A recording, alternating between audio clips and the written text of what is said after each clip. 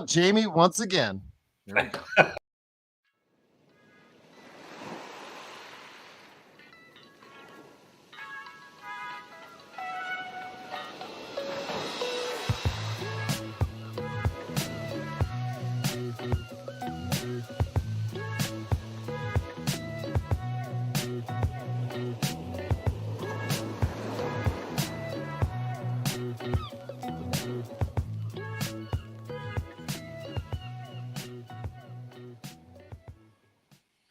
And we're back with another episode of the Lakers Fast Break podcast. It's Gerald Glassford coming right back at you here for Lakers Fast Break. Pop Culture Cosmos, where we cover the latest news and trends in pop culture each and every week, twice a week, wherever you get your podcasts.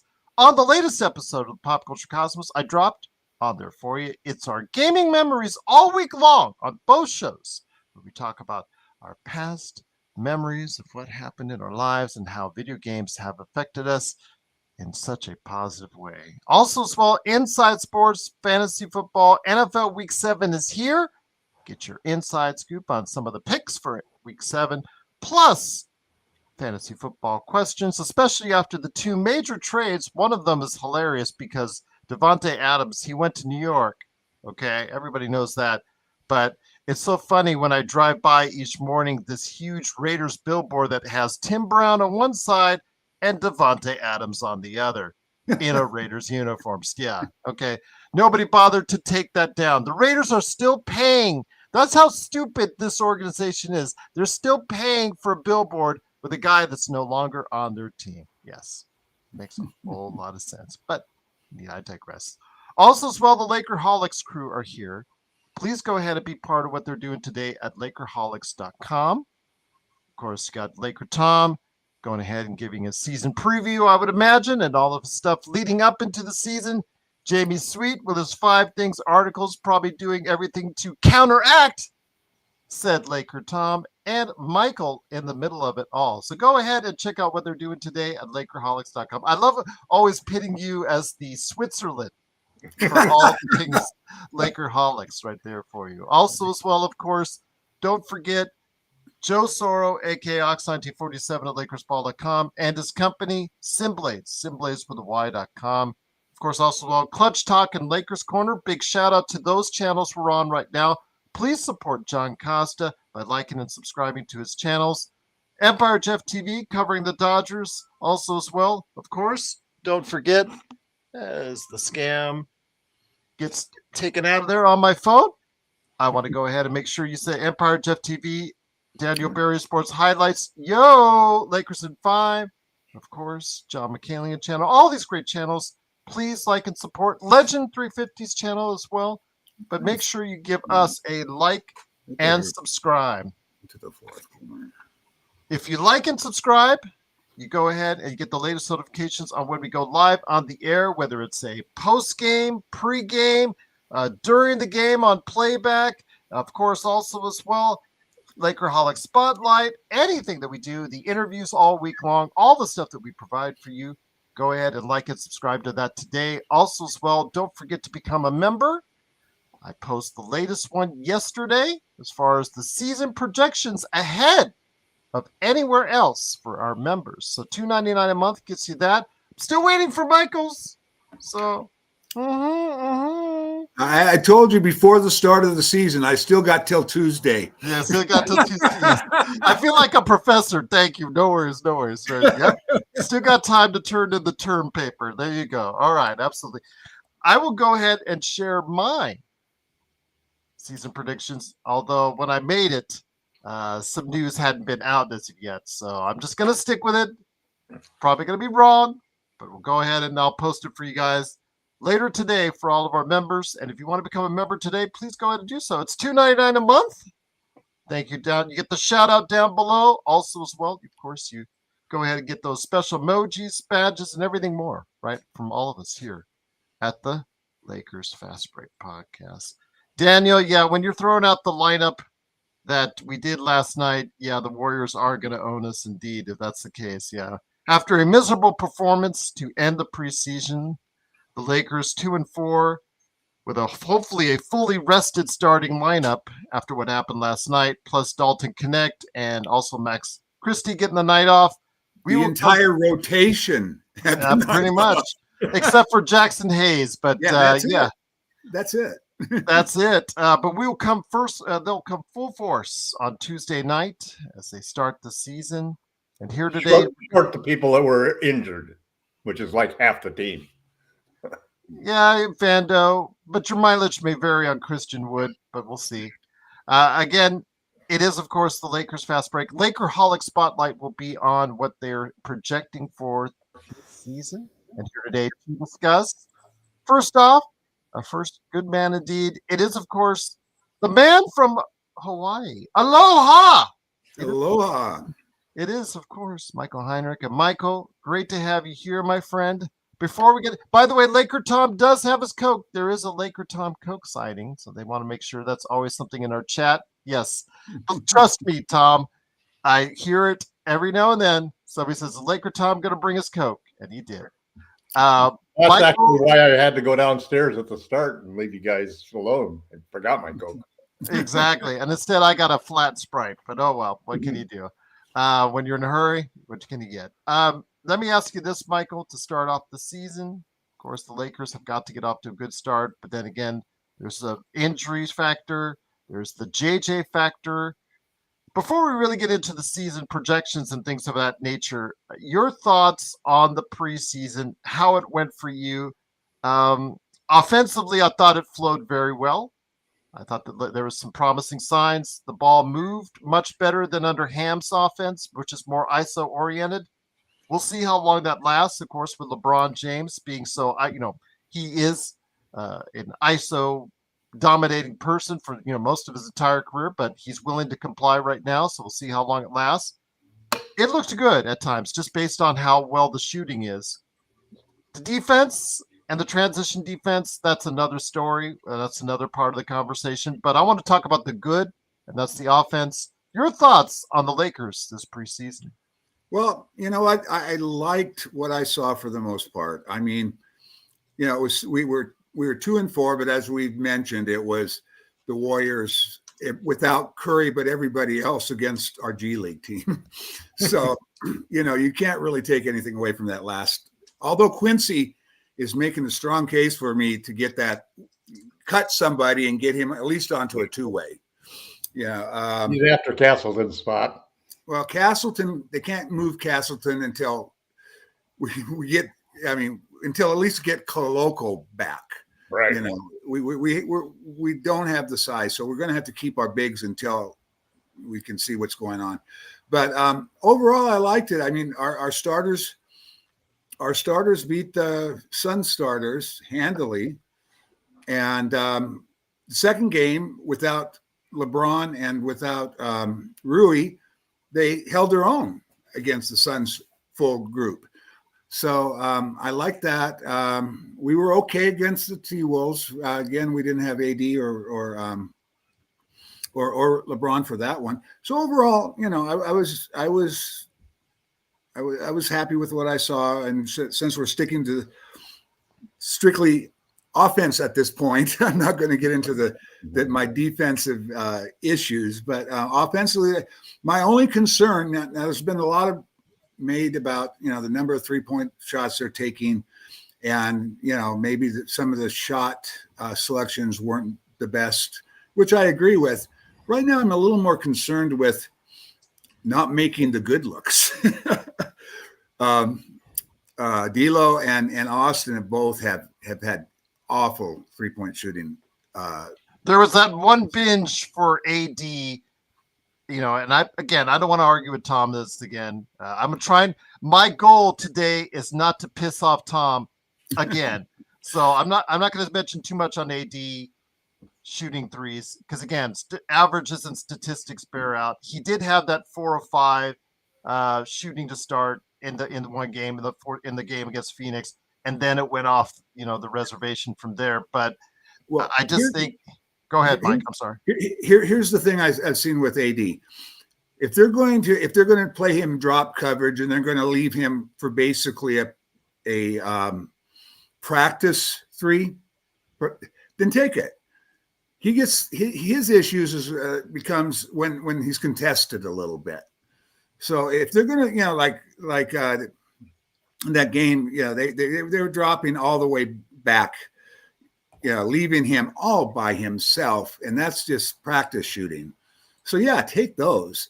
But there were times where he was, when he was getting a little bit contested, that's when it throws him off. So I don't mind him taking those practice shots. But and I do have major information news from the Los Angeles Lakers. They are signing Quincy Oliveri to a 2-way contract, and they're waiving Colin Castleton. Oh wow, that's kind of surprising to me, just because of they don't have a lot of depth at the bigs right now. Yeah, well, they're confident Coloco's going to pass. They have to be, or else they wouldn't have done. They wouldn't have done this. Amazing that Tom was clapping that when last year he was thinking Castleton was going to be the next big time center. But as a lot of people, well, I've never been Castleton.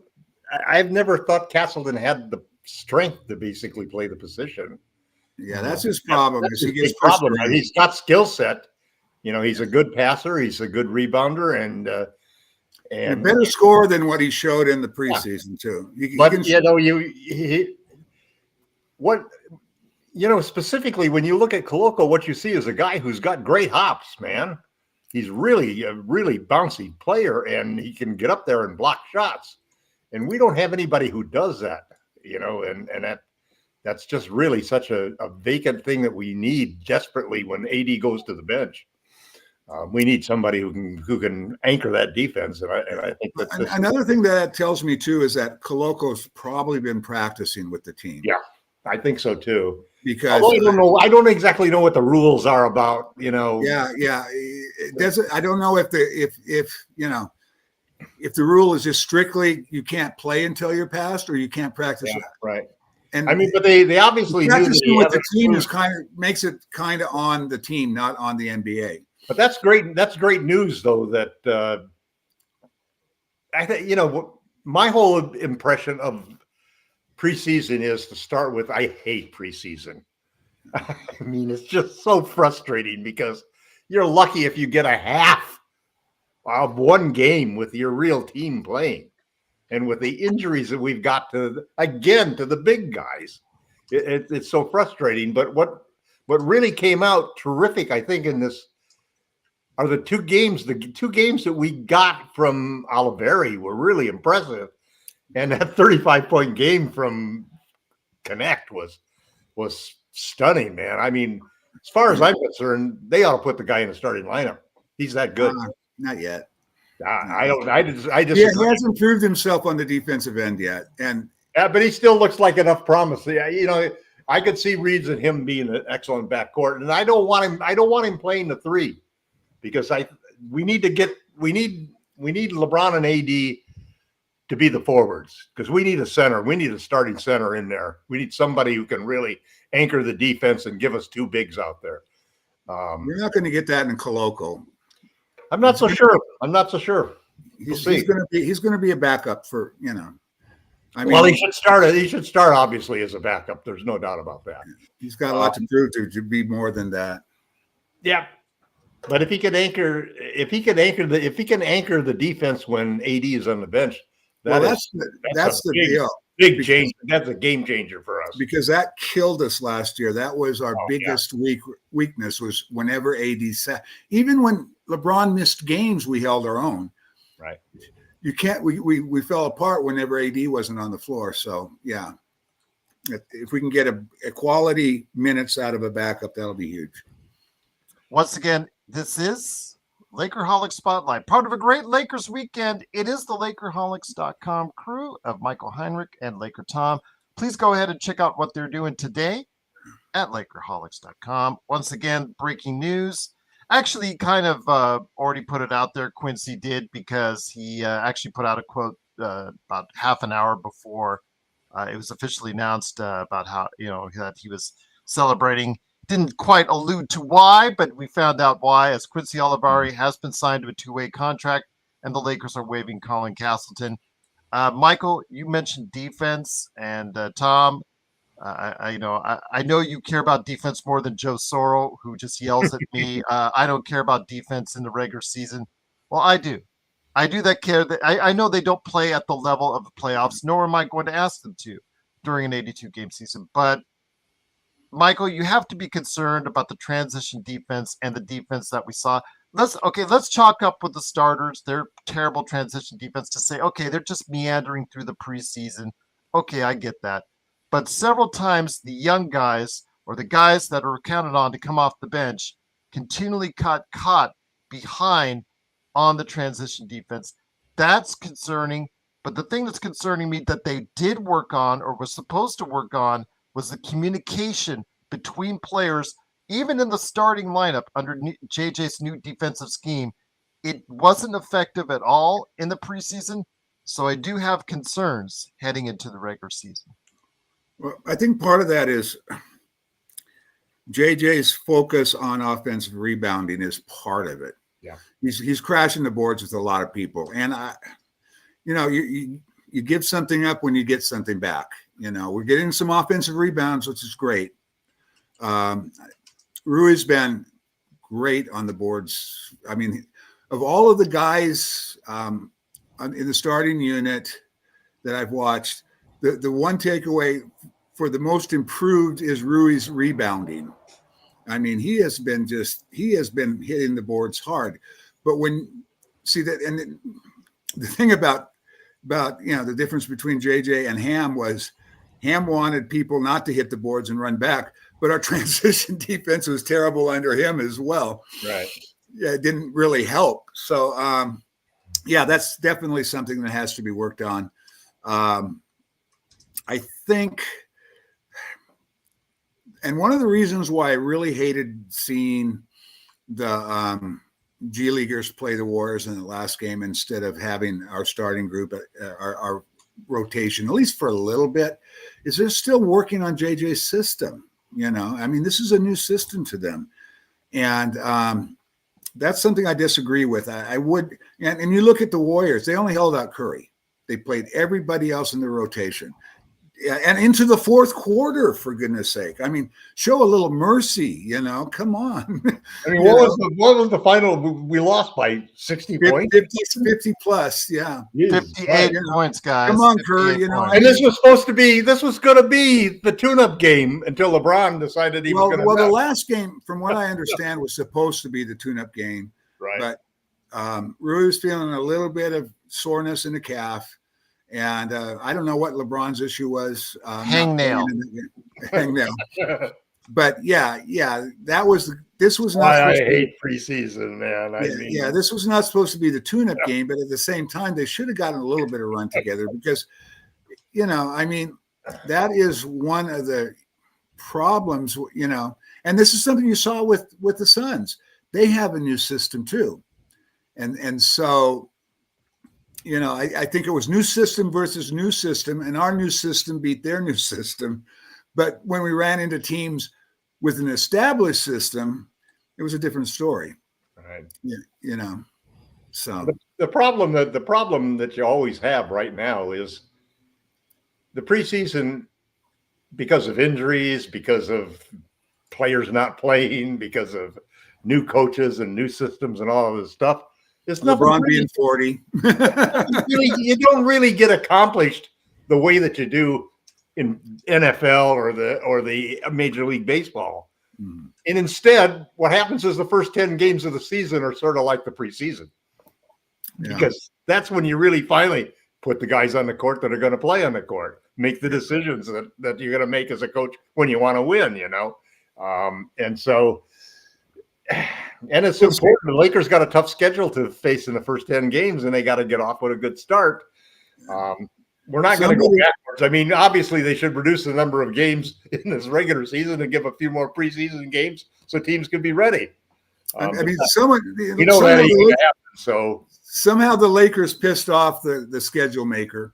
Because not only did they have that brutal first 10 games, but they got a back-to-back in the first week. And I'm going, I know. What's up with you guys, man? And what's funny about it too is that now here's what I think is really one of the advantages. one of the things that I think we've really suffered in the last 4 seasons has been the lack of continuity and Absolutely. you know, it's going to make a big difference, I think, in the first half of the season for us. We If may we not can stay healthy. but it's like we spent the first half of last year just getting the coach to decide that these are the guys who can play and these are the guys who can't play. And we spent a half a year doing that. More than half a year.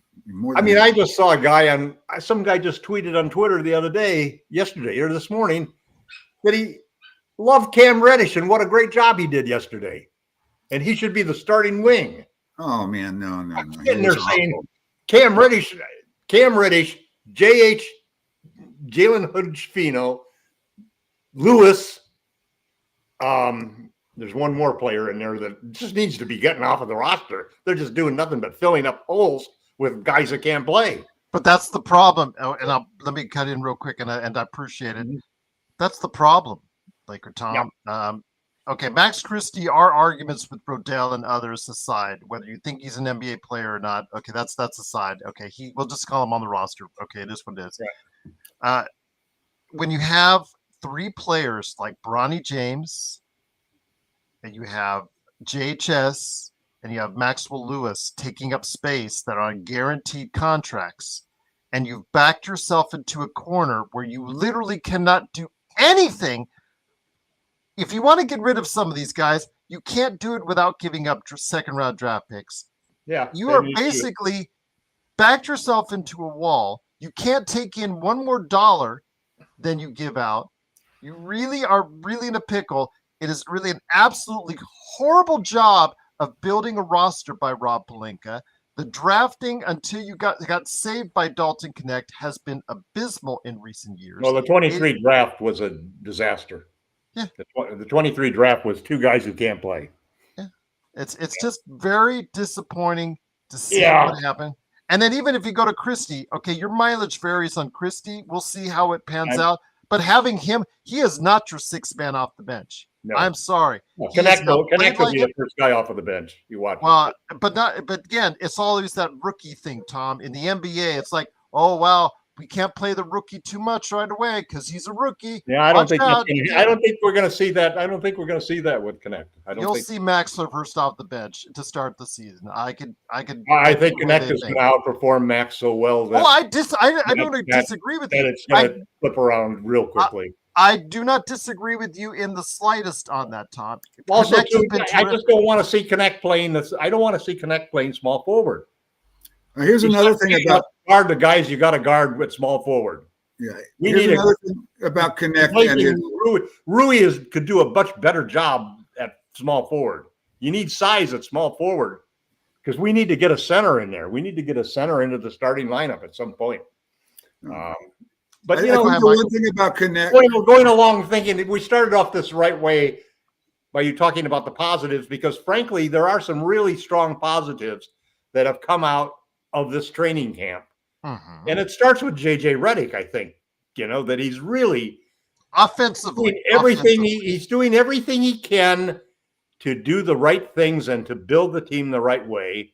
So that's a big plus. Continuity of bringing back everybody from last year, except for Prince and whoever else we lost. I think that's a big plus.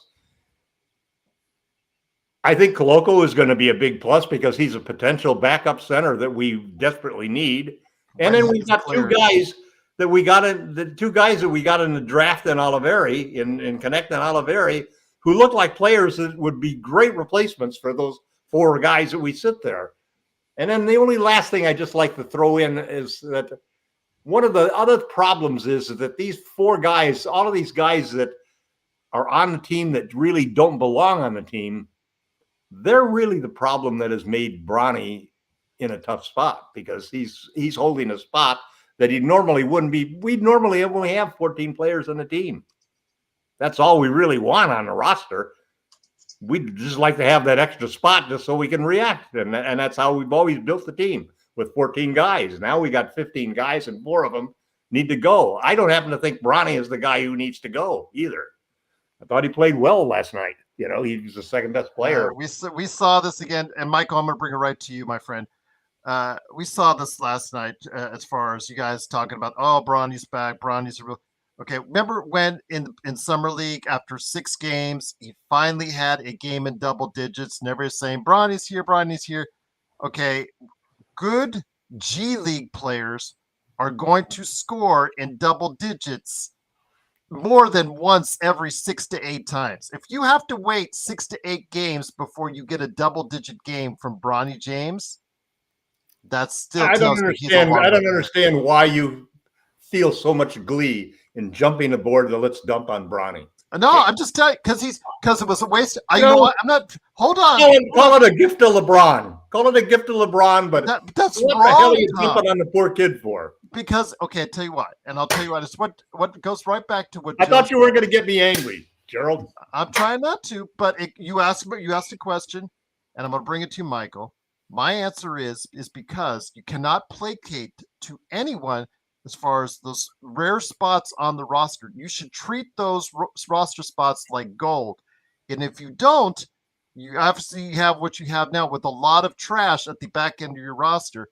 Bronny James is not an NBA player.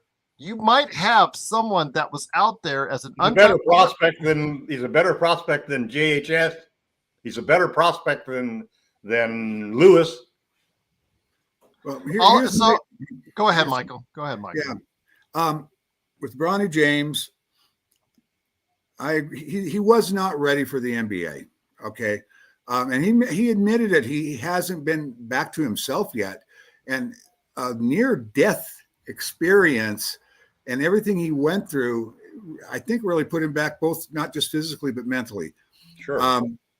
We got him. So I'm not going to say, oh, we shouldn't have got him because we have him. We were stuck. The only bright light that I saw last night was that he did what he did last night against Golden State regulars and not other G Leaguers. I mean, that was he had his best game as a Laker, and it was against Golden State rotation players. So that was a plus. He's not going to see the light of day during the regular season. And one thing about our back end, good news is that Hood Chapino has a team option next year, and what's his name? The other guy, Maxwell Lewis. Yeah, Maxwell Lewis. It's a $250,000 guarantee. So 2 spots gone at the end. If we can't throw him in on a trade, at least we're not going to him long term. Which I mean, well, Hood Chapino will be the first guy tagged on a trade. Yeah. Oh, yeah. If we find one, I mean, these are the brand new days of the NBA. Right. The trades aren't as easy to find as they used to be. So we'll see. I mean, Bronny, from a financial standpoint, is a smart move because he's only making $1.1 million. But they're going to, as I say before, they're going to multiply that by 10 just in jersey sales alone. In fact, we had people last night saying they just bought a Bronny jersey because of his performance last night. But anyways, again, you're placating to LeBron for a spot. I mean, we're lucky we got Olivari, but there probably are better options out there. Boogie Ellis played better in the preseason, and he just got cut by Sacramento. He's someone that probably I think is at a better stage than Bronny is at this point. He's just not what the Lakers need right now. It just fills up the back of the end of the roster with guaranteed guys, guaranteed slots that you could fill up with better players. That's all I'm saying, Tom. It was done for LeBron James, man. Yeah, I know why it was done. And again, his salary was LeBron's discount. Right around there.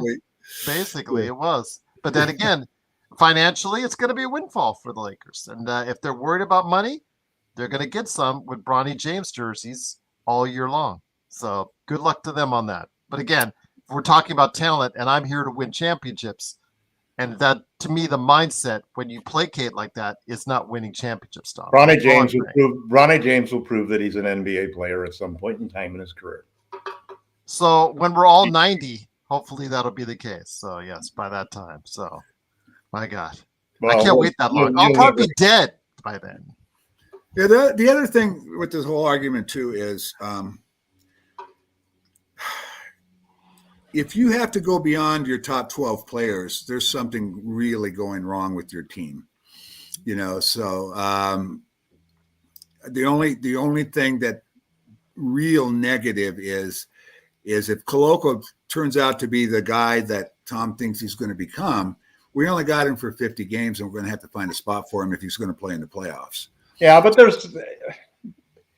there are small trades that, I mean, there are teams out there that are looking to take on a couple of second-round draft picks in order to take on some salary from some of the teams that are in the luxury. Well, not so much anymore. And everybody's pretty much just, Well, Detroit's got $10 million just sitting there waiting to make a deal with somebody, and everybody's hanging on to their second-round draft picks like their first-round draft picks now. And they're very hesitant to move because of the new CBA. Yeah, it's the new CBA, and everybody wants to develop. They want to develop talent. I mean, that's the wave of the future. Well, they voted. It's kind of like all of the teams voted on that in the new CBA. Let's focus on the future. Let's make sure that teams are building the right way. Then, when the actual CBA got into effect, then that 1 year delay that they built into it when they first created it kicks in, all of a sudden everybody's really hesitant to do anything. And then they're sitting there thinking that, Jesus, we got this for 5 more years too. It's not like we're going to get a new chance in next year to renegotiate the CBA. We're going to have to live with this damn thing for the next 5 years. So everybody's being pretty careful, Yeah. Once again, it is Lakerholic Spotlight. It is Laker Tom and Michael Heinrich of Lakerholics.com. Please support their great forum page for you right there with great articles, great conversation. They've got a great cast of characters that are on there each and every day talking about the Lakers right there for you at Lakerholics.com. Michael, let me bring it back to you. So let's start with the season on Tuesday.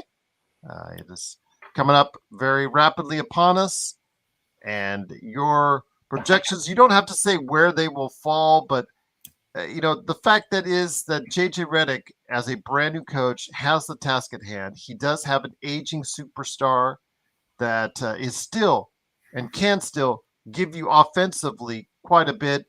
AD, when you get him down low, he is still very much a beast, as we saw on Thursday.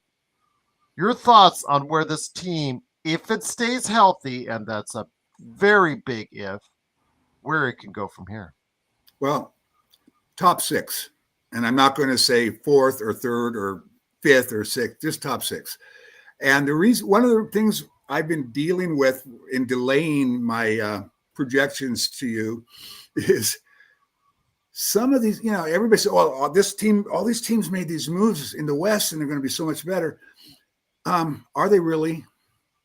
I mean, Klay Thompson, I'm glad we didn't get him at 20 mil,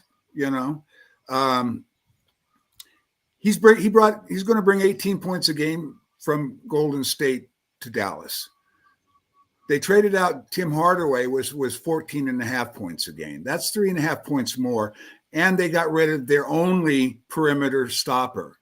And they're going to be completely vulnerable on the perimeter because they're going to have 3 guys Klay used to be a two-way guy. He's no longer a two-way guy.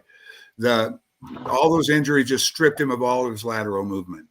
So are they really going to be better? I don't know, but I wouldn't bet on them being a lot better. And the Kings, they bring in, DeRozan. DeRozan is absolutely the worst guy they could have brought in for that team because he needs the ball in his hands, but so does Fox and Sabonis and Malik Monk. All those guys need the ball in their hands, and DeRozan's defense is no longer there, and he's not a fit, Michael, doesn't it, in Sacramento, bringing him over there? Yeah, I don't know what they were thinking. I don't think he fits. And same thing, and you look at Minnesota. Will they be better with or without Towns? I'm a big Julius Randle fan, but only in the right situation. I like the DVD pickup. I think the DVD pickup of Dante DiVincenzo. That's good. I mean, that's good for them. But Randle, he doesn't stretch the floor. He's going to clog the lane with their. They're going to start him too. Yeah, with Gobert there, and he's another guy that How could you needs not the start ball Naz in his- Reid, man? when he made 2 All-NBA teams when he was the guy with the ball. Right.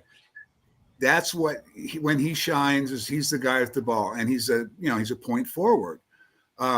They've got they've got Ant-Man, they've got Conley, they've got other guys that are going to be running the show. So is Randall a good fit? I we'll see, but that's what gives me those are the kind of things that gives me pause to try and figure out what the season's going to look like, because while even OKC, they looked like they really were good, but Hartenstein might not play till January now. So, we'll see. But top 6. There you go. Top 6. Okay, no worries. And you know what? Another thing with AD too. This could be the first year in a long time that AD is in the conversation for MVP. May not win it, but he'll be in the conversation this year. I just got the feeling. He just looks motivated. He looks disrespected and pissed off. And and with JJ, he's not going to go a fourth quarter with AD touching the ball one time. Guaranteed AD is going to be getting the ball in the fourth quarter. They're calling plays now. Yeah. Not so freelance anymore. So I think that 85% play calling. Yeah, I think that AD is going to take a step on offense. He's already a beast on defense, and probably will be even more so because he's pissed off. So that's something to watch. Is will this be the year that AD is the guy that takes the team on their shoulders? And we were also Connect. We were talking about Connect. JJ won a 9-man rotation. Dalton has guaranteed a 10-man rotation. Especially who are the 10 that's outside? Okay, starting 5, but who are your well I'm talking about when Vanderbilt comes back. Okay. Well, Gabe and Vando make 7. Okay. And then who's your 8 and 9? Who's your 8 and 9 if Dalton? Well, it has to be big, whether it's Hayes or Coloco when he comes back. So that's big. It has to be a big. I agree. Yeah, and then it's going to be Christie, probably, and Gabe Vincent. Yeah. Go ahead. No, I'm going to say I pretty much agree with everything Michael said. I think he's hit the nail on the head. And I probably would agree with his prediction. I'm actually going to say top 4. And the one thing I would add to what Michael said is that I think the real wild card is what trade will the Lakers make. There is an argument that with the emergence of Dalton, that the Lakers maybe would be smart to make a consolidation trade where they take 3 guys and get another talented guy, uber talented guy, because that opens up playing minutes for Connect. So I think that that's one big wild card, which is what will the Lakers actually do to trade, and who will be available. The other thing that sits them there and that just strikes me is that I just look at the matchups. If we can fix that backup center problem and have somebody who can block shots and protect the rim when AD is out, our only problem in the past has really been the matchup with Denver. And I don't see that as such a tough matchup anymore. Yeah, that's another one to watch. What they're going to look like. When you look at how we match up with OKC and some of those teams, especially if we can get a second big to go with AD, if we can, that's where we get the big advantage on some of these teams. Even though every one of our big guys is injured right now, except for AD and Hayes, but if we can swing that, if we can add the couple of guys that we've added and we can actually swing around and get those bigs healthy and have a big squad going in, I think the Lakers have a chance to win it all. I think it's a remote chance. Obviously, it's going to be desperately dependent upon AD and LeBron remaining healthy and all of the other things happening that you want to happen. Reeves takes it to another level. Kaleko goes crazy, and Koloko is the answer for a backup center. You got a whole bunch of variables, but this is as much parity as I've seen in the NBA ever. I mean, in both conferences, it's like the play-in tournament ought to suddenly just created a situation where 2/3 of the teams are buyers every year, and there's very few sellers. And with the new CBA, this is going to be interesting seeing what happens, because we're seeing a lot of teams make moves that, like Michael said, the pieces don't necessarily going to be easy fits for some of these teams that have made these changes. And there's a lot of desperation in some of these teams that have got to, get to it. And you trade for Paul George, and all you got injury problems again. Kawhi Leonard, you re-sign, and now they don't even have a timeline for when he's going to play. If LeBron and AD can stay healthy, I think the Lakers have a real chance this year. And a lot of it will depend on whether that our old time 1-2 thing can really swing around and AD can become the man. That would be the single biggest sign for the future of the Lakers, as a positive sign. You saw a little bit of that when we saw LeBron not play against the Suns, and we ended up winning that game. We won the first half when they were playing, and we won the game when it was really counting on the line with our second half of our team. So I'm pretty positive and enthusiastic about it. This is the start of the JJ Redick era, and I think the Lakers will be in the finals again. I think they have a real chance to get it there and get in the finals, and they have a chance to win. I'd love nothing more than seeing Yankees, Red Sox, Lakers, and Celtics for those matchups coming up. Another thing that is gives me some optimism is how well our starting unit played down the stretch. I mean, they were one of the best teams in basketball, and on both sides of the ball, and they had the toughest schedule going down the stretch of any team.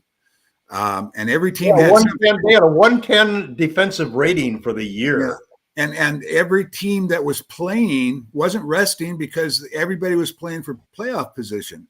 So it wasn't, and we did it without Abando, and we did it for the most part without Vincent. So you add those two, now we got 7 guys. So for me, it's going to boil down to those last 3 guys. How do they perform? I think we've got a solid 7, and it's going to boil down to, how does Connect look? How does Christie look? Can we find a center that can give, AD some rest? And don't quite count out Christian Wood yet, simply because when he was healthy, he could shoot like he has every other year, but last year. Yeah, that was his biggest issue, because when he played with AD, they actually were solid defensively. They have a plus net rating. Yeah, so I'm not going to count him out. It's easy to count him out because he's not going to play until November. But all of these things. That's why I'm going top 6, and that's why I'm kind of you brought up Denver. That was a team I forgot. Russell Westbrook is their 6th man. And they're and their top 6th man last year is now a starter, and he's not nearly as good as KCP. Christian Braun.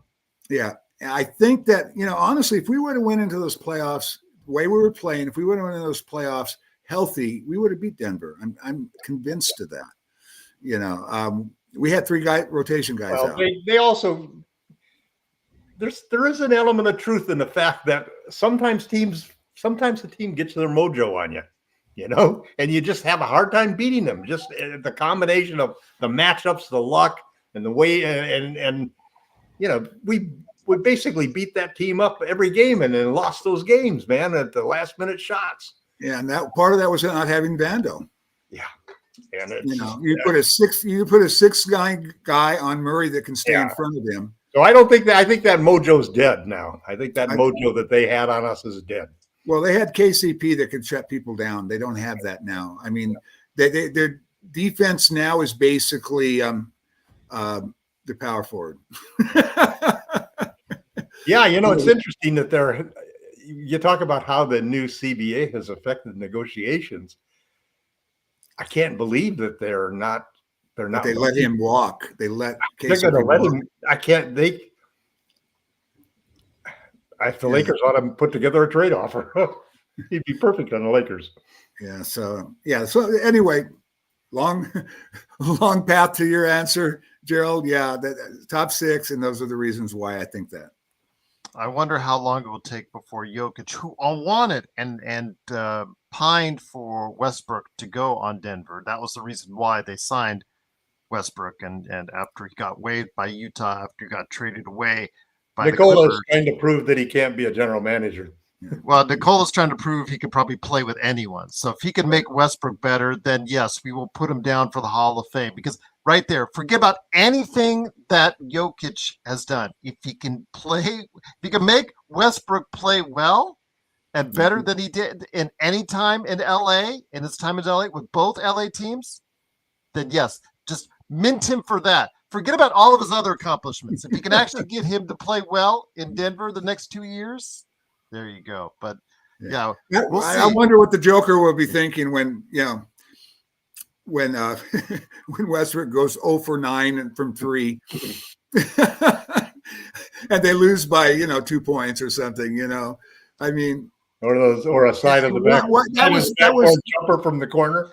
Yes, I want to see Jokic's face. I want to see Jokic's face when he does it. He comes up, he shoots, and it's a brick, and you can hear the crowd groan, and then you see Jokic. Yes, this is another thing why I think that AD doesn't get enough respect, and why I think he'll be in the MVP conversation, because I think he'll bump his offense up a little bit.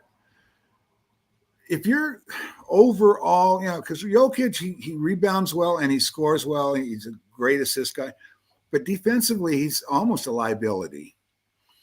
Whereas AD's not. I mean, AD has a complete game. And so if we do better, if we get to where Tom was saying, a top 4, and AD's average goes up from what it was, a 24.5 to maybe 26, 27, playing the same kind of defense and the 12 rebounds a game he normally gets, he's going to be serious in that conversation this year.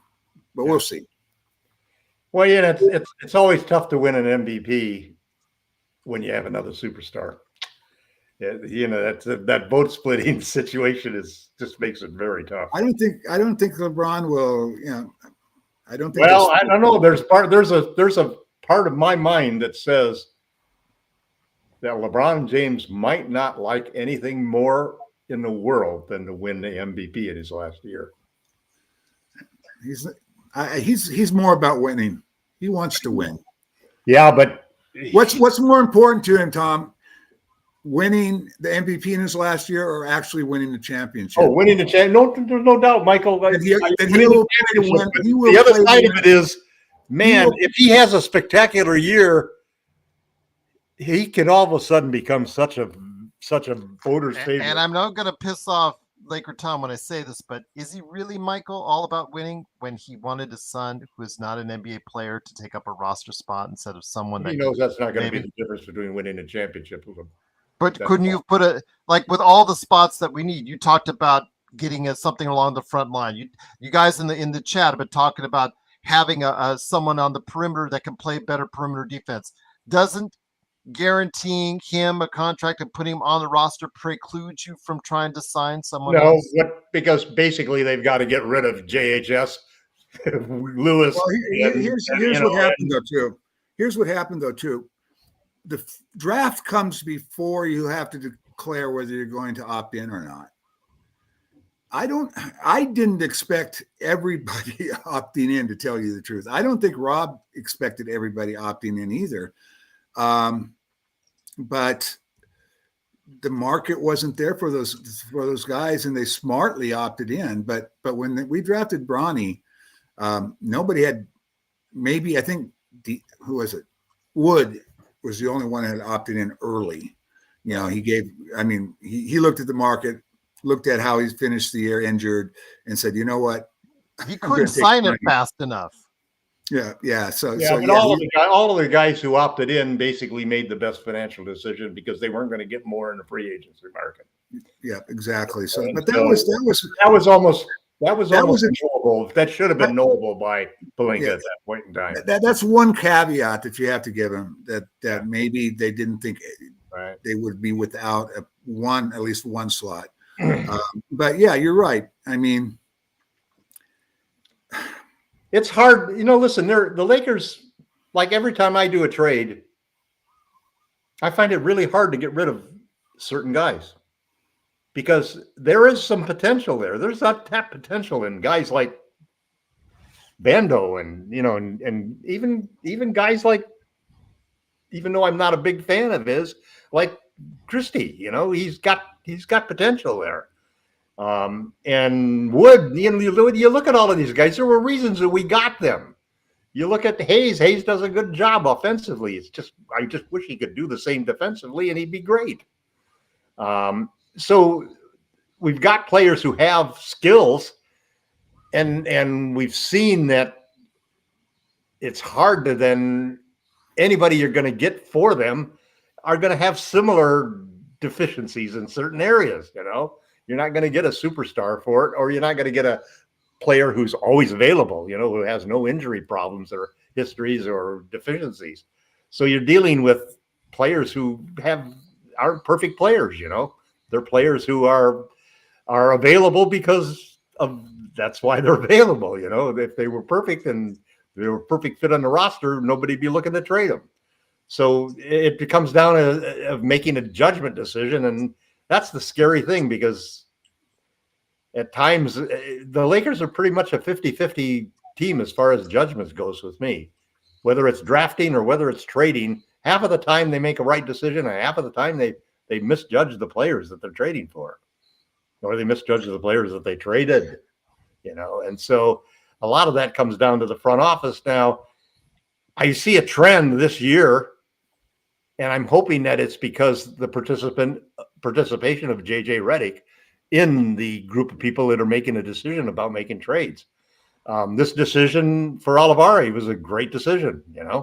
The fact that they actually did go and take Dalton and Connect when he was available, which they didn't do the previous year when JHS was up there.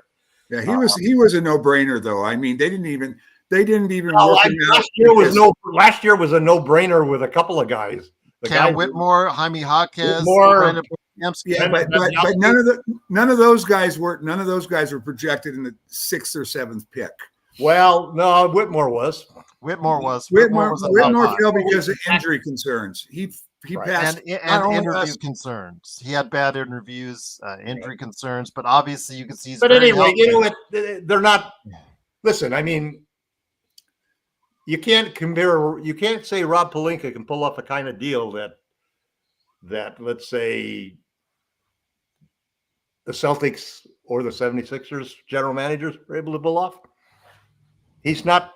He doesn't have that vision to want to be able to do something like that.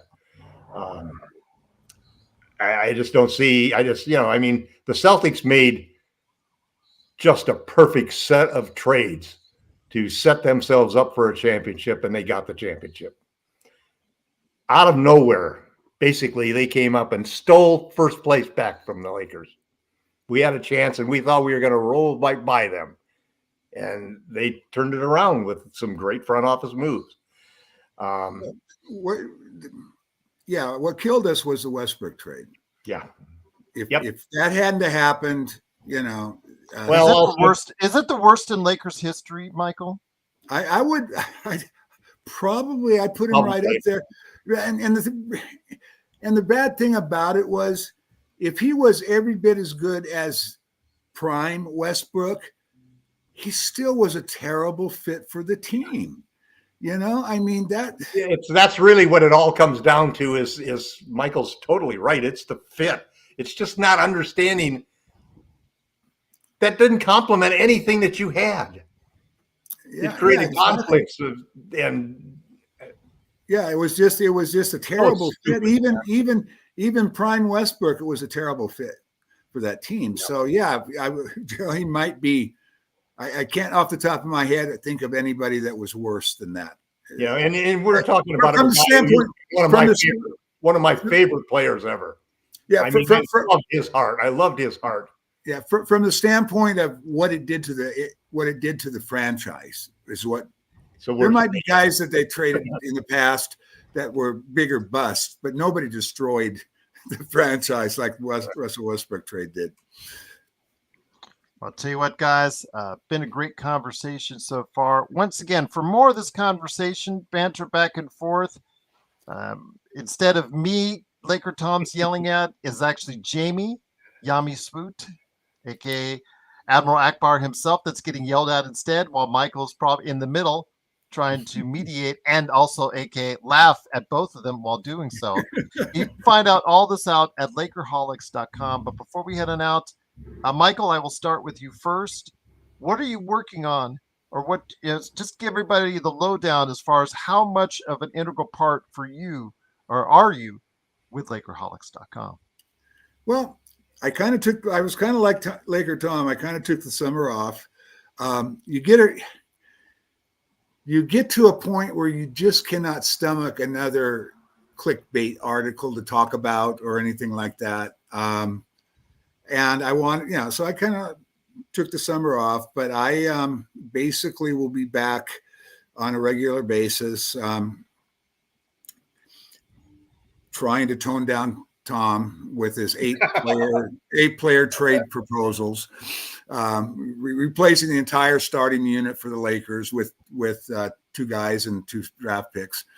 So, but yeah, I'll be back probably before this. I'll probably have something before the first game.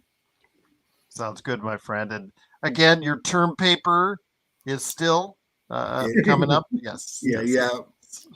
Maybe that will be my first post summer, and I'll just send that along to you. Sounds good, my friend. Absolutely. Looking forward to it. Laker Tom, I know you're working on all those crazy trade proposals that you're known for. You love getting Twitter up in just like an angst.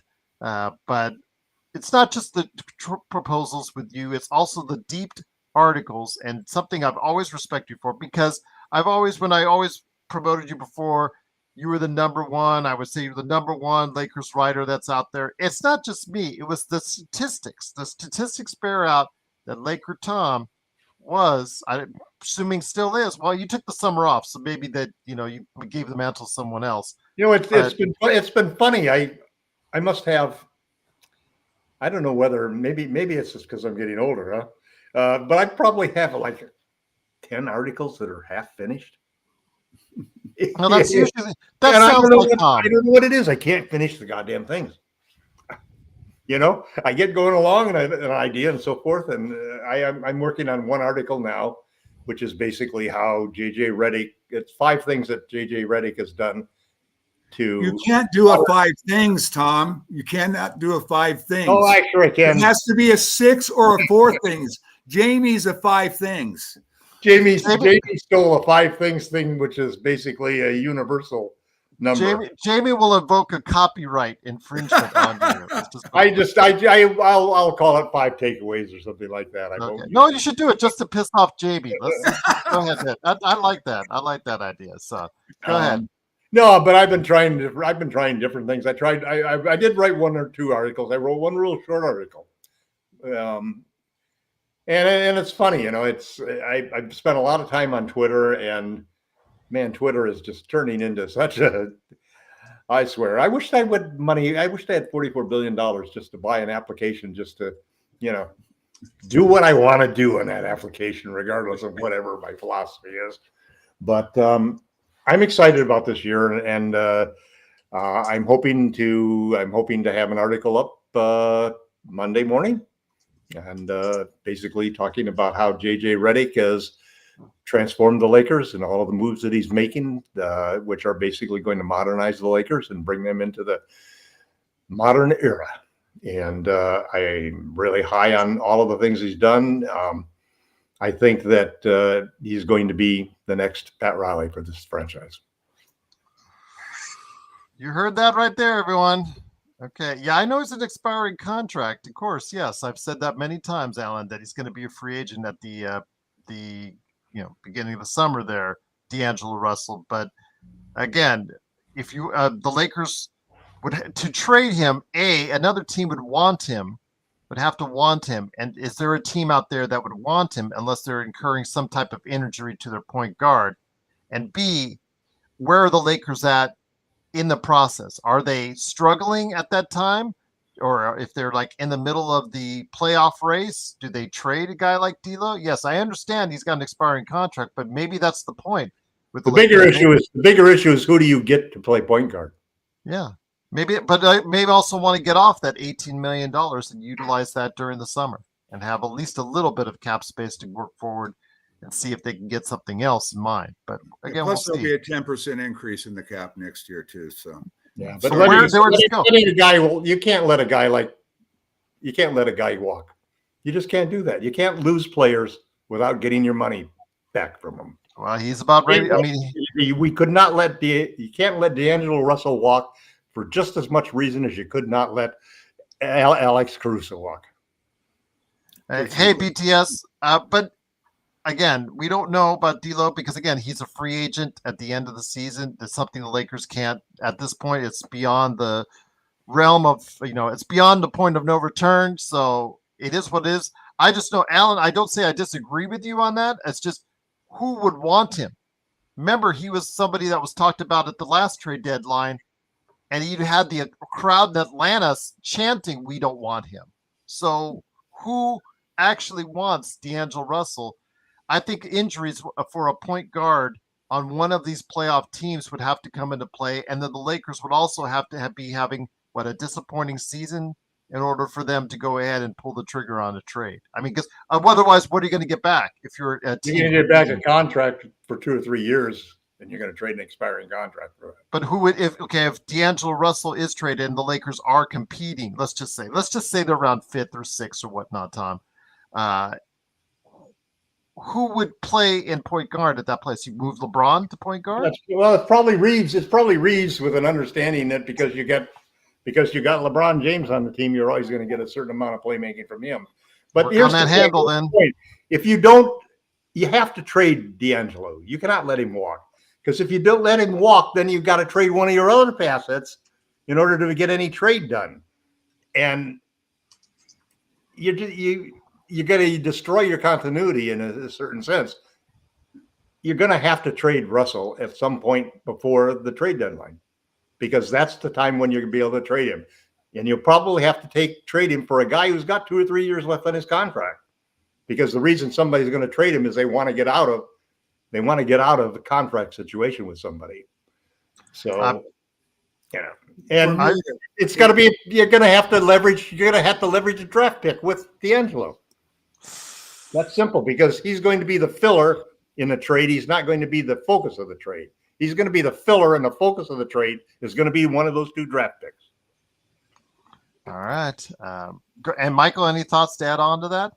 Well, for me, it's like this. We're going to have to see who's available, because right now there's only a handful of people available that might trade for him.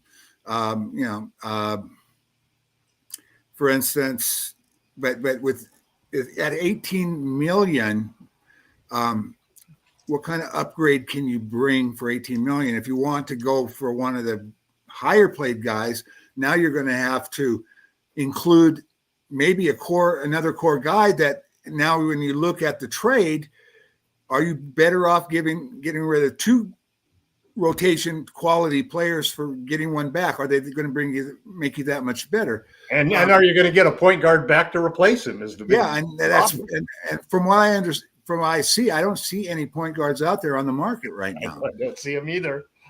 So I don't know Now, what could change is if, I mean, they have JJ. If you notice, JJ does have Austin doing a lot more ball handling and a lot more playmaking. He's made him the point guard, and if D'Lo is the shooting guard. He did lead the Gabe team in assists in the preseason. So if Gabe Vincent became is what we thought we were getting when we signed him, if he becomes that guy, then maybe you only have to find a point guard that, a backup kind of point guard. We may not need to get a starter, but it's always, to me, it's like, how much better does the trade actually make you? I mean, who can we get right now that's roughly in D'Lo's ballpark? You could send D'Lo to the Nets with, one of our scrap guys. And you could bring back Johnson. He's around a $21 million contract. But then who plays point? And but is Johnson? I don't see him. He's not any better than Rui is. He's not going to make a big difference. So to me, it really boils down to, you don't make a trade to make a trade. Even if you make a trade, it's probably going to be for somebody like Trae Young, because you need to have. Can you improve the point guard position? Yeah, well, Trae Young is for me is absolutely big. Is that an improvement? It's an improvement, but boy, it's a financial. Not only it's not an improvement because you're playing 4-on-5 defense. Yeah, but some guys are good enough on offense that they can survive that way. Yeah, well, I mean, I wouldn't make the trade either, but I don't even know if Atlanta wants to make that trade. I think Connect is good enough of a prospect that he may change the Lakers' feelings of going for a Zach LaVine or a Trae Young. Zach LaVine is another guy that I don't think makes sense because of all the contracts you have to give up to get him. Yeah, I know. I mean, you have to give up $40 million in contracts to get him. We're not better giving up $40 million contracts to get one player. We're just not. So it's going to be interesting. It's a tough. And what changes everything now as we go forward? Teams are going to start to see where they're at as a team, right? And that might start opening up names that haven't been kicked around yet. And that's probably, I mean, at closer you get to the trade deadline, teams are looking at, guys, we're not going to make the play-in. Let's see if we. The play-in is like almost always reachable for almost everybody, but the bottom. But if you're looking, you look at like the Jazz. The Jazz might have made at least the play-in last year if they hadn't shut everybody down. Right. So some teams making the play-in is like the best thing ever. Their fans are going to be happy they made the play-in. Other teams are saying, look, making that play-in is not going to help us become a better ball club. And they might start chasing some of those really, this is supposed to be a very deep, talented draft. So they might start like, okay, let's just shut it down. Let's get rid of a couple of guys and ensure that we get a shot at, one of the top 2 or 3 draft picks that are out there. Well, there definitely will be teams that by the time you get to December have a different outlook than they started the season with. Absolutely. But, before we head on out, I did want to put Alan and some of the guys in the chat have been talking about some great things. Chris Dunn, again, I'm so happy for Chris Dunn. He's resurrected his career in Utah, but he's going to be buried in the bench by the Clippers. I'm hoping he'll get a chance to play BTS. I know you're a big fan of Chris Dunn, but we don't know how it's going to go. Are they going to start out the season trying and then try to tank later on in the toilet bowl? Get it? Tank, toilet bowl. It means, as far as the fact that I just think that we don't know where the Clippers stand, especially with Kawhi's injury, but I don't think of them very highly. And I think their season's going to go off course rather quickly. So we'll see for that. But for a The Lakers, obviously, another big guy has been talked about. More perimeter defense has been talked about. It would be nice if they actually had an actual wing. Would be nice if they had one. They've got a whole bunch of shooting guards. They've got some power forwards. They got really no one in the middle, so it'd be nice if they had one of those. Would be nice there. But also a big guy has probably been talked about most to pair alongside AD. There are still several options out there, and as the master and ruler of crazy trade proposals, you do seek them out.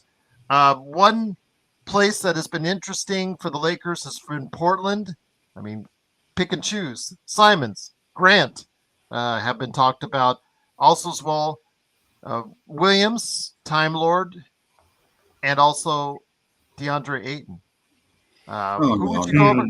The reason why, now hold on, hear me out, is because of the fact that Donovan Clingan, if you saw last night, 14 points, 20 rebounds, this kid needs to get some PT. Just like everybody talked about Zach Edey, this kid is going to get some PT or has to get some PT for Portland. So they have to do something eventually with Ayton and or Time Lord. So your thoughts, Tom, on where they go as far as whether it's Portland or somewhere else. I mean, Capella, I mean, Vucevic. We've heard a number of names. Yeah.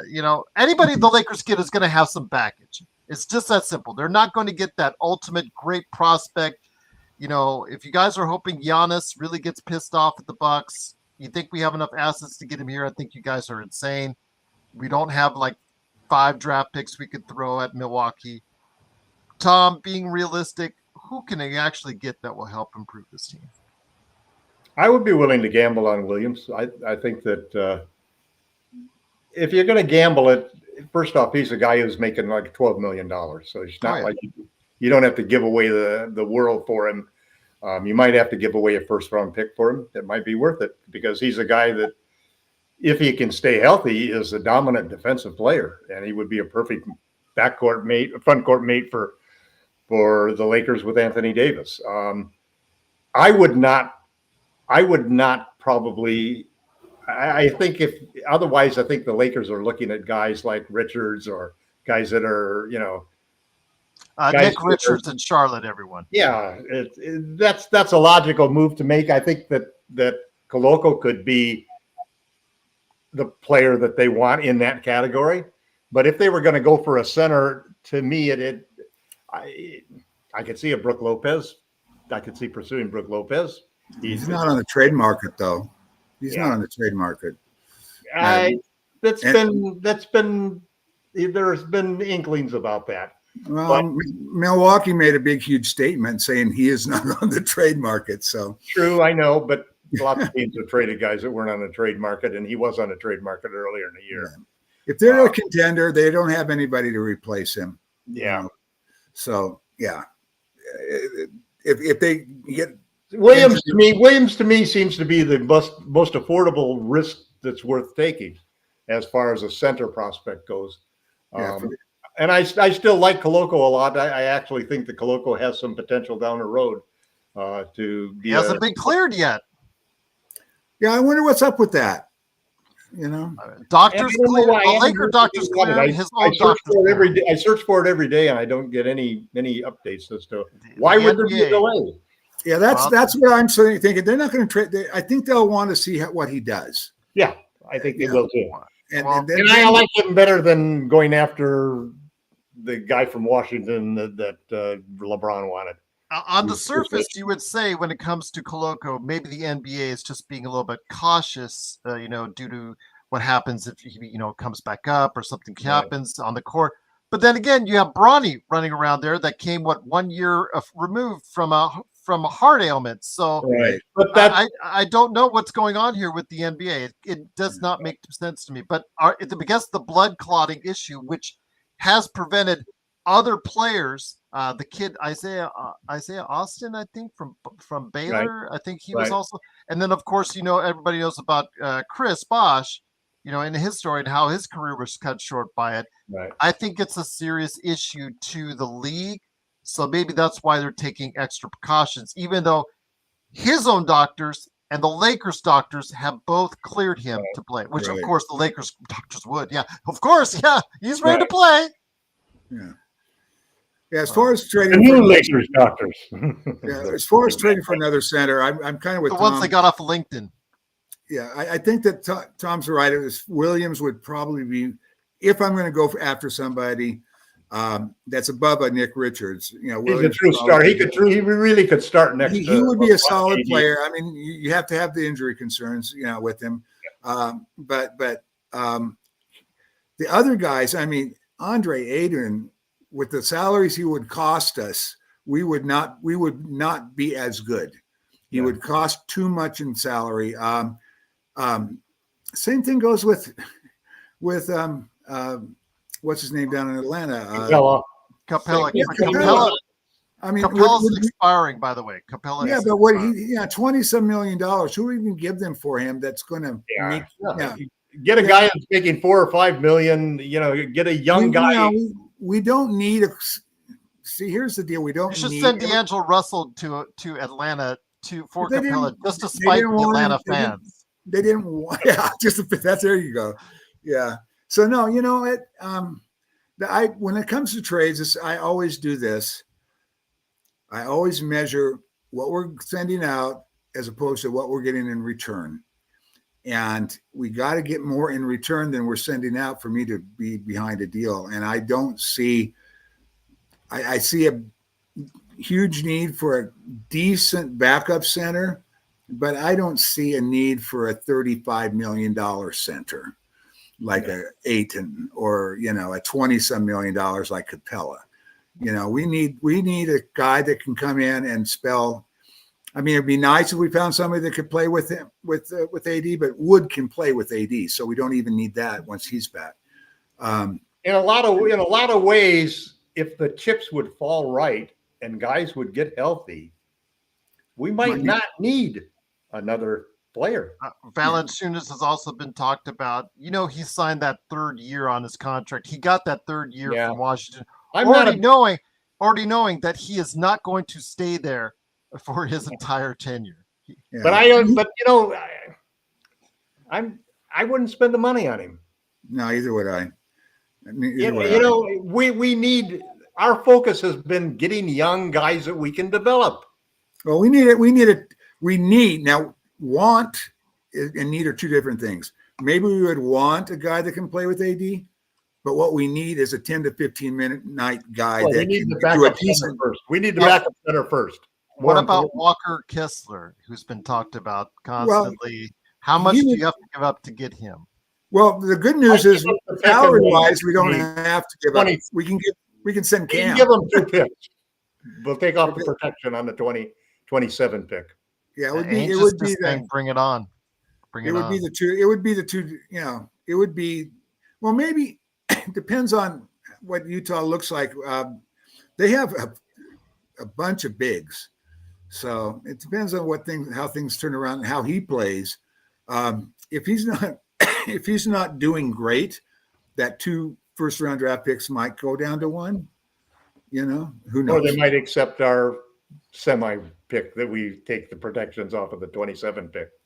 Yeah, well, we'll see where they go with that. But they have a bunch of centers and they got to do something about it. So the last thing is when it comes to Kessler and all that, got to remember, or any center for that matter, that the Lakers covet. There are other teams that need big men help. The most glaring one is New Orleans, who's got this really nice team, a lot of youth. A lot of energy. They do have veteran leadership. They do have scoring. They've got that one huge gaping hole in the middle that they did not fill.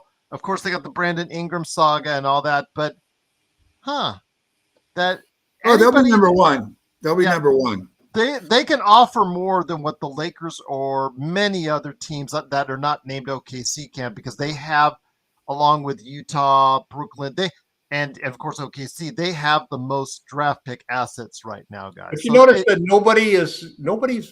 nobody's making a move for these centers. It's really strange. That is strange. Especially the Pelicans. That's the strangest of all. I mean, you think about all of the draft power that teams like OKC have, and they're still weak at the center position, man. still their violent, vulnerable spot, you know, and you'd think that they would have just, you know, I take some of those 19 picks and, you know, fill out that spot, you know. Well, they traded for Hartenstein, so they did fill the spot. It just unfortunately he got hurt. Right, yeah. But even Hartenstein but they're still getting a young guy. I mean, I loved Hartenstein. I wish the Lakers had gone for him several times. I must have traded for him 50 times already. And there'll be probably 50 more times coming up here at Laker Tom on Twitter. No, once he gets. When guys go to places like that, then they fall off of my trade thing because they're no longer, you know. Who is your new fascination this week? My new fascination this week? I actually, if things would work out the way that I would like them to work out, I would trade for Williams and I would connect into the starting lineup.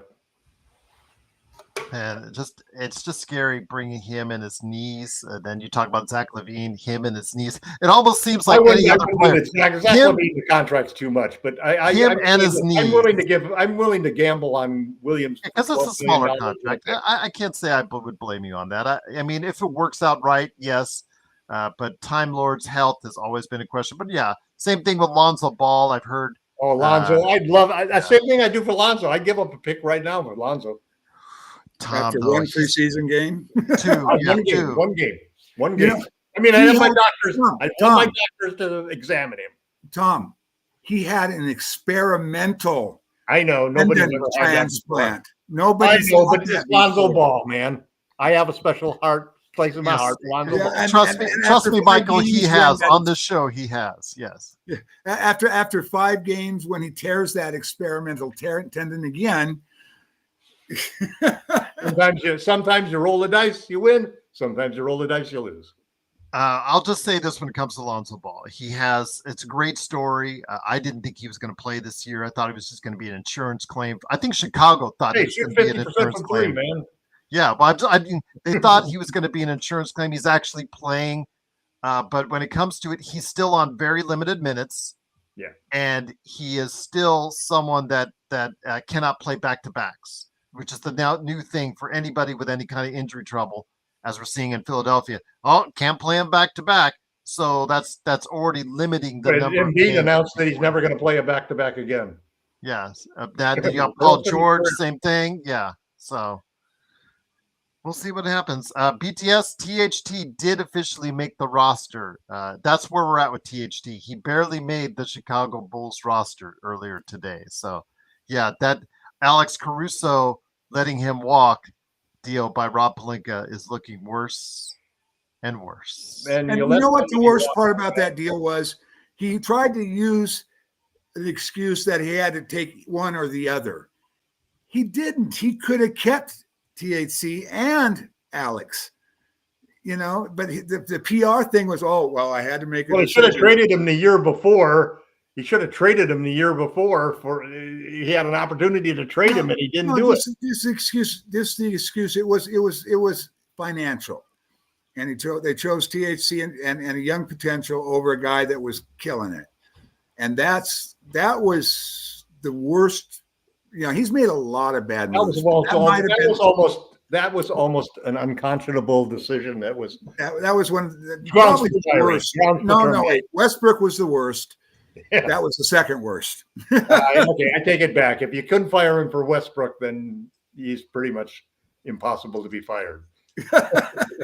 I know Lonnie Walker was, and again, this weekend we should sign Walker. I mean, this is ridiculous. Trade, open up a spot, and bring Walker in. He's your backup guard.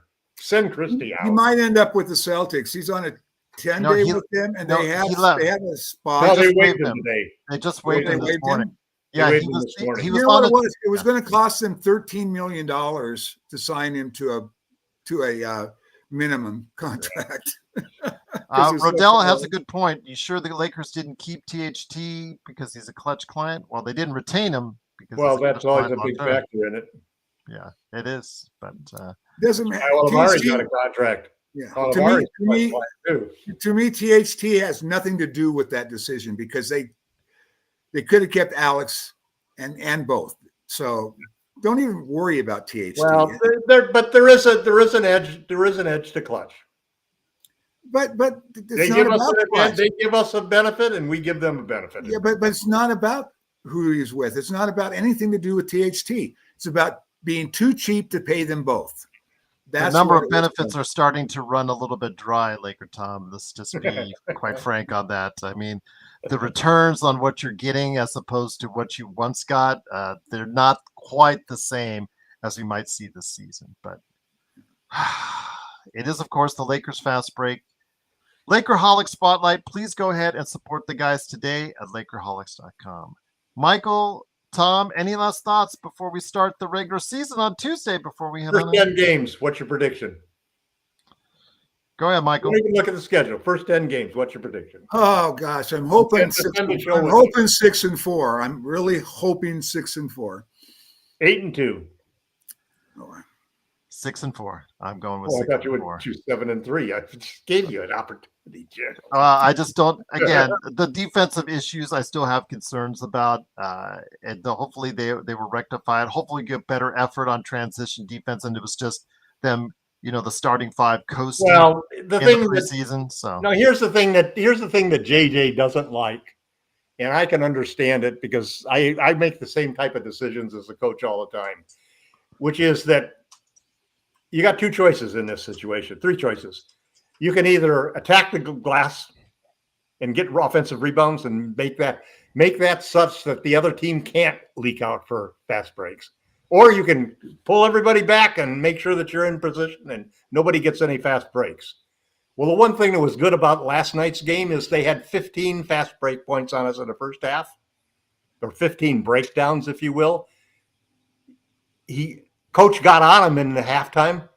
They had 1 point in transition. Phoenix was the same way. It was 21-0 in the first half, and then. But part of the thing is that he wants them to focus on the offensive glass, and the whole thing is if you do such a good enough job on the offensive glass, they will not be able to run on you. You've got to punish them on the glass so that they stop running. They have to come back and guard it. So it's a case of. You decide which you want to do. Are you going to just let them run? Or are you going to let them attack? Are you let them control the defensive boards, or are you going to attack the boards? If you attack the boards, you can affect their transition game. Or are you just going to be passive and just pull your people back every time, give up the offensive glass, and make sure that you don't get beat? Well, we tried that last year, and we kept getting beat because guys just didn't get back. So at least and what he doesn't want is guys caught in the middle.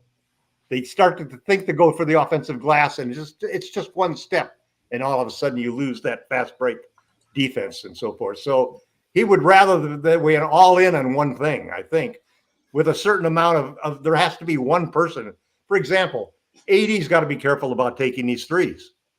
When AD's taking a three and he's got the other center on him, that other center, if he's smart, is going to go down to the other end of the court, which is exactly what AD does every time one of those guys takes a three on him. You look for that easy, cheap basket that you get, steal it back down the other end of the court.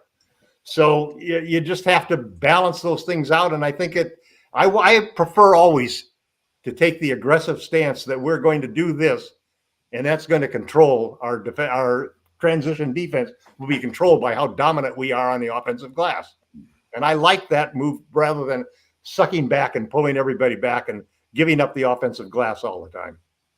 And guys, I have to cut it out now because I've got other engagements. So no problem, my friend. I'm just going to close it out right now. The beach is calling, Michael.